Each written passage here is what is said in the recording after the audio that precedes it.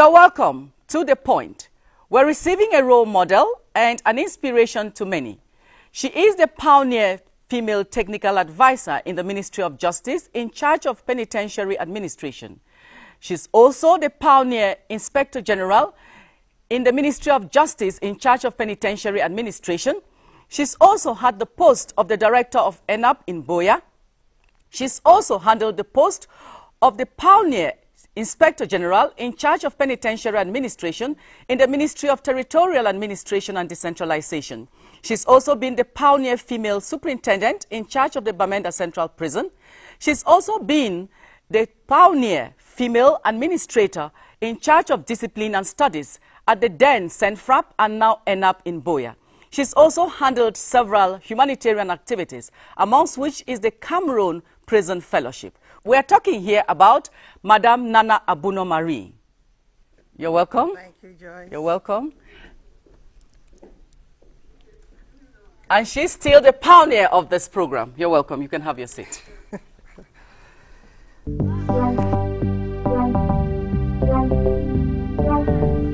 Okay, you're welcome to CRTV. Thank you, Joyce. You're a woman with several caps. Thank you. And you've been very pushful. How did you begin? In fact, it is just from my origin, from my family of origin. That is my mother, my father, my siblings, and all that. Yeah, my father was a divisional officer, what you call a DO, and he worked in so many divisions in the former West Cameroon. And how did you enter into this prison administration? In fact, at a time when administrators, civil administrators were being sent to prisons, my father was one of those who was sent to Buea Central Prison. Those very old days. At that time, Mr. Titan Richard Adolph of blessed memory was the superintendent in charge.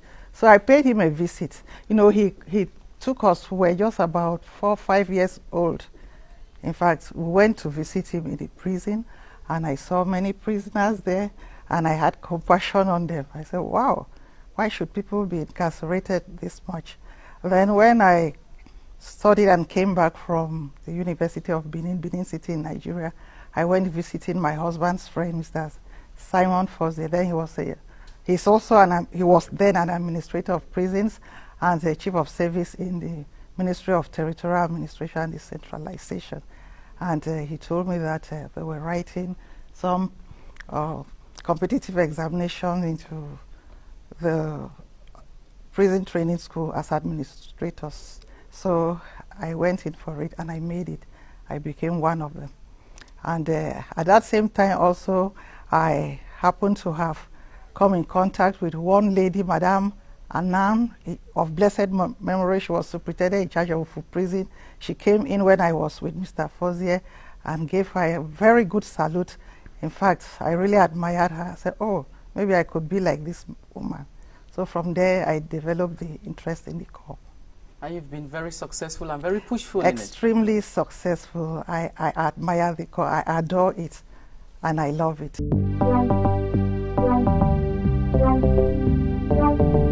Have you had any challenges that have marked you? The challenges are so many. You cannot imagine it.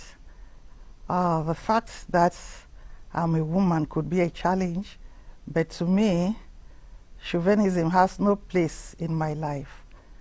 So far as I do my job so well, and I don't have any qualms, especially with the male officers, I succeed in them. I don't bother, and I advise all other women not to bother if men are making advances on you, and don't feel that it's when you accept that's when you prosper in your profession. No, it's not like that. You have to have confidence in yourself, in what you are doing, and with God by your side, you're going to succeed. But I come back to the question. You've been there in the prison where many people shun as a profession. What has really marked you as a challenge? Sometimes they feel a woman should not be in a particular position, as I said before. But if you are diligent in the execution of your functions, you will not bother about all those aspects of it. My challenge, in fact, when I was the superintendent in charge of Bamenda Central Prison, in fact, I became the superintendent in charge at a very critical period in the political life of this country, when Cameroon was going democratic. You know, there was this period of ghost town, state of emergency, and what have you. And I was in charge of that prison in Bamenda, where all those who were, you can call them, those who were agitating, you know, were brought into the prison. They were incarcerated in my prison. And at that particular time, many prisons went ablaze in the country, many big prisons, Yaoundé, Douala, Mantou, many others. But Bamenda Central Prison remained calm. The prisoners were like, nothing should happen to our mother. If anything happens, we are going to fight against it. Even when it was rumored that those who were,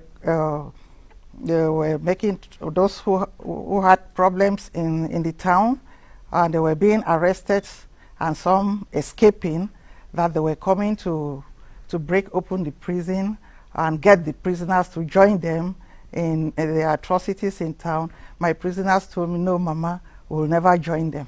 We are with you. And so they supported me all along, and nothing happened in my prison. There was another occasion that really impacted my life. That was when, it's not like now that you have that prison with a full-fledged perimeter wall, concrete perimeter wall. When I was there as the superintendent in charge, our perimeter wall was elephant grass talk. And it's only part of the administrative section that you had sun-dried blocks and mortar of mud, you know, in between. So this part of it, you know, there was a tornado that day, and that part of it broke down completely. It was around 5:30 a.m. So I was called. I lived at Funchal Street with my family. I was called, and I rushed up to the prison. At that time, we had not even had uniforms. We had not even had anything to protect ourselves. So I just rushed up. I was going to face the worst. I didn't bother. But I just held a cutlass with me, and I had somebody driving me. And I rushed up the prison. And when I got there, I realized that all the prisoners were outside, and instead of a commotion, they only received me with a song. The others were there, and the prisoners received me with a song. Said the song, "The walls of Jericho fell down, the walls of Jericho fell down, the walls of Jericho fell down, and a prisoner escaped." And they said, "Mama ele, ya ya yo." Open-mouthed bewilderment. In fact, I wept. I said, do these people love me so much? Could I be compared to the jailer in the Bible who received Christ, where the prisoners did not escape? So I thank God. And that made me feel that I was doing my work wholeheartedly, and the people in whom I was, those people that I was in charge of, they were really appreciating my worth. And so I gave glory, I give thanks to the Almighty. You're talking with a lot of passion for a job. We know you made it, because before you became the Administrator General, a lot of people know you. When they talk about Abuno, Nana Marie, it's about prisons. You're one of the women that stood out. What was really your strength? You see, I come in a family of almost all girls. We are 10 of us, 11 actually. 3 boys and 8 girls. And in our home, there was nothing like you are a boy or you are a girl. We did all the jobs of boys, since the boys were not many, and 2 of them came almost at the tail end. The first one was very far off us. He went to college before even we completed, we went to primary school, so that difference was there. So we were doing all the work of boys. And I happened to have gone to a co-educational secondary school. That is Presbyterian, now Presbyterian High School, Bisongaban. It was then Baisel Bishop Secondary School, Bisongaban, where we had there was no difference in the school. I was very active. I was the games senior prefect, and during my final year, I became this girl senior prefect. And even when I went to CAS Bambili, I was the prefect in charge of sports. There in CAS Bambili, there was a scenario there where many girls who came from the single-sex colleges, they could not eat in the refectory. They always went there and threw their food. Then they came to the dormitory and they soaked gari and sugar and coconut. That boys were looking at them. And they would laugh at them, looking at them for what? For me, if a boy looked at me, I looked at him also. So we told them that, no, you shouldn't behave like that. They are just children like you. So some of those things threatened me so much. And then when I came into this corps, I didn't see anything that was extraordinary, that a woman could not do it. In fact, when I was taken over as the superintendent in charge of Bamenda Central Prison, maybe some people felt this is a very big and difficult prison. It's not easy for a woman to take over, especially succeeding somebody like Mr. Richard Adolph Tita of blessed memory, administrateur de prison hors hiérarchie, administrateur principal de prison hors hiérarchie. So he was one of the founding fathers of penitentiary administration in Cameroon. In fact, the pioneer director of prisons in Cameroon, before 1972 and after that. So the name was a very big name. It's still a very big name in penitentiary administration in this country. Taking over from a person like that, many people thought it was not going to be easy, but I will tell you they got it all wrong. And that led to me being promoted to the rank of administrator, senior administrator of prisons. In fact, we were about 10 of us. I was the only lady. 10 of us qualified. We had all the prerequisites, but it fell on me, and I was given 5 stars, the only one in the country. And when it also came to promotion as Administrator General of Prisons, I was still the only one on board. It was being appreciated by the hierarchy, the community, and even God. Yes, you say and even God. I listened to you and you said something here. How did it come that as a woman you succeeded so well in a profession where a lot of people couldn't do it? Did you have a lobby group, a network, or somebody? Nobody whatsoever. Just my husband by my side, apart from God. My husband is a magistrate. It's Justice Nana Anthony. He's now in the Northwest Court of Appeal. He used to advise me also. And he gave me the push that what a man can do, a woman can also do. I said, I know that very well from my upbringing. So I had no godfathers. Loss of flesh was not part of me, but just my job, doing it so well diligently and having the fear of God. So I succeeded in many spheres in life, even in my extra professional activities. In fact, I'm sure because I've been going out giving exposés, presentations in many countries in the world. The last one was at the United Nations in New York, where I had about 500 youths of the world, where I have to give them an inspirational message on their rights.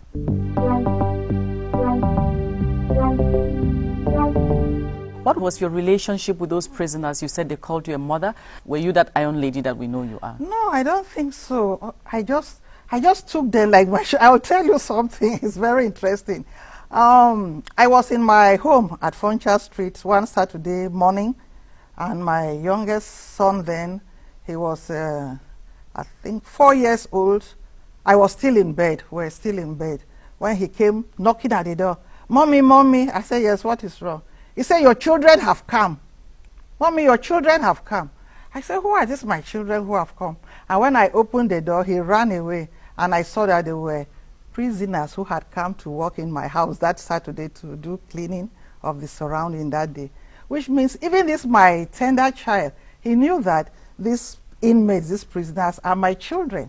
Because when they come like that, I treat them so well. They eat the type of food that I eat. I know that they have a dignity. I know that they are there.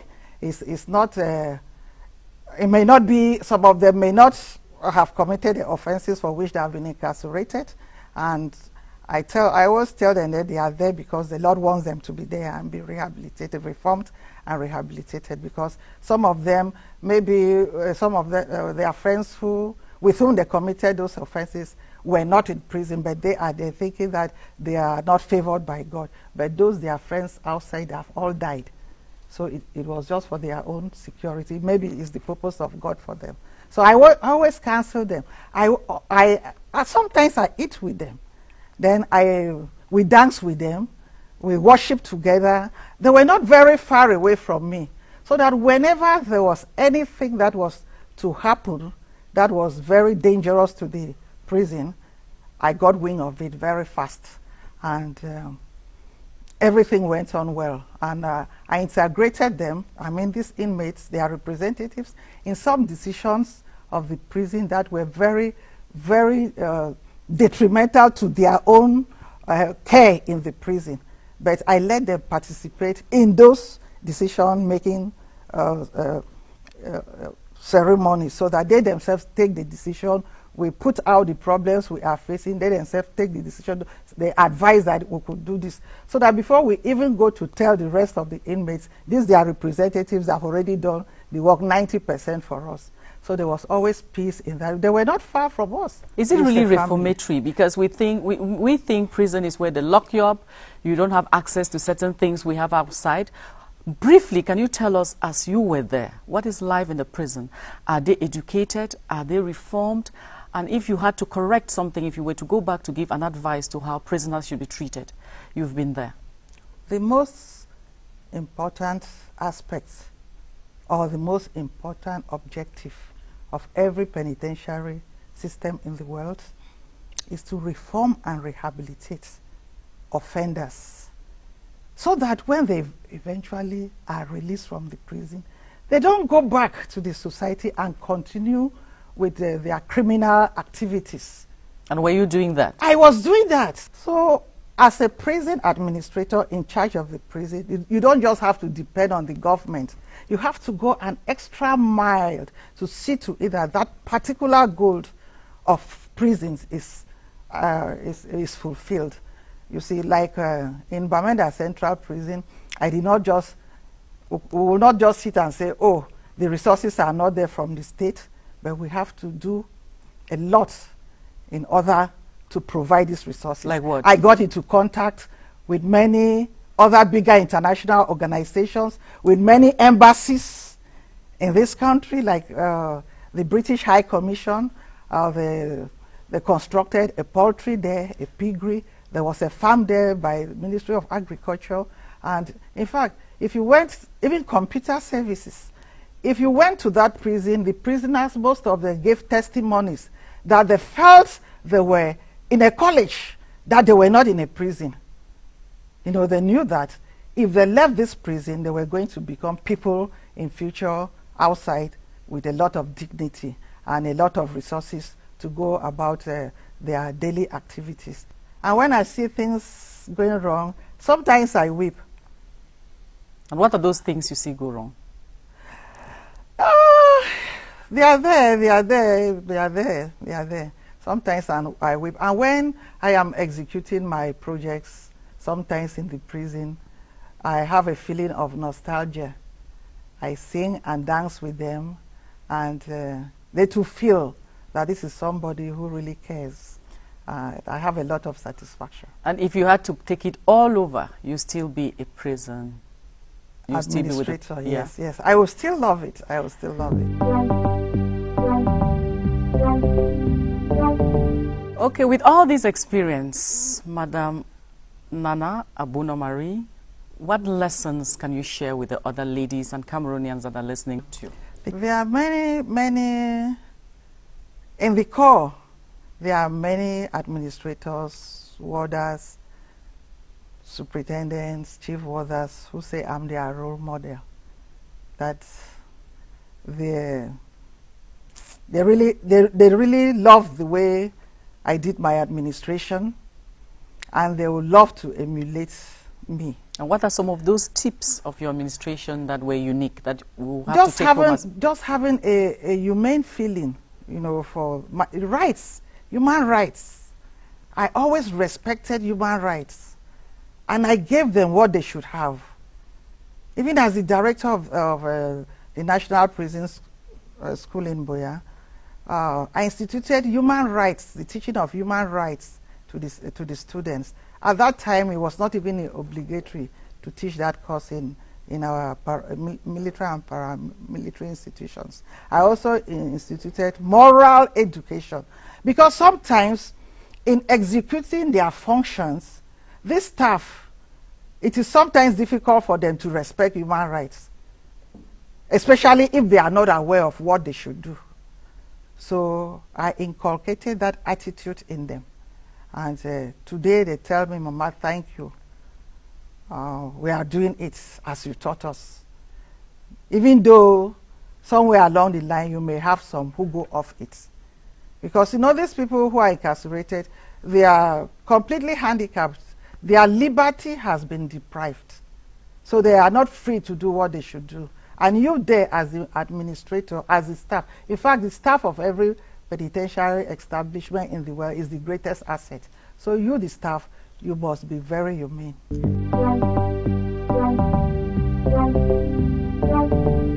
Okay, I'll take you to part of your life, your social life. You talked about your husband.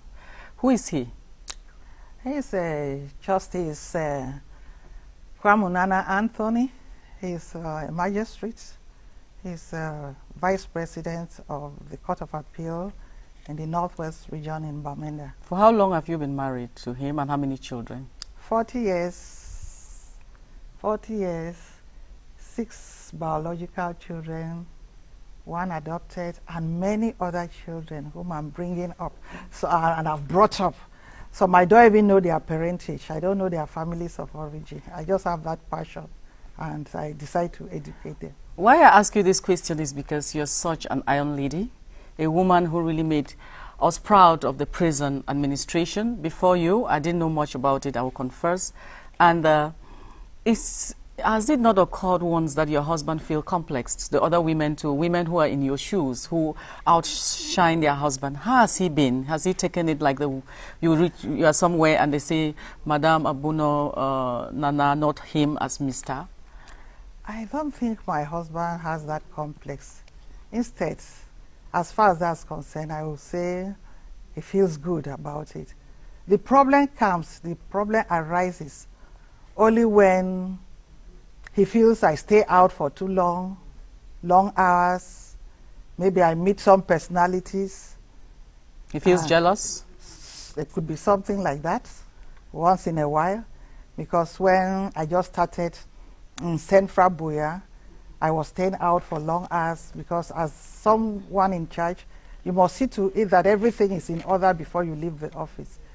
Then he used to come to the house around 3, 4, he doesn't meet me. And one day he voiced it out. Oh, I don't know how I can feel now. I don't know what will make me not to feel bad again if I come to the house and I don't meet my wife. How did you react? Honey, I was just I said, well, darling, it's just work. You know it now. You're a magistrate yourself. You have a lot of cases there. And at home, you're the wife, the humble wife? I'm the humble wife in the house. Not the iron lady we know at the prisons. I went to Beijing, and I know what it, but even before then, you see. You must respect your husband. No, you have to. When, you know the theme of the government conference, equality, development, and peace. And when we talk of equality, it doesn't mean when your husband talks, you talk. When he talks 1, you talk 2. He talks 2, you talk 10. No. When they talk of equality, it's equal rights, opportunities, and responsibilities for a better living. And that is Madame Nana Abuno Marie, who we're talking to her. On the point, I think you learned a lot and you had her experience. She's been a role model and she remains a role model. She's been pioneer in every of her administration she has handled. Thank you for watching. Stay tuned to CRTV.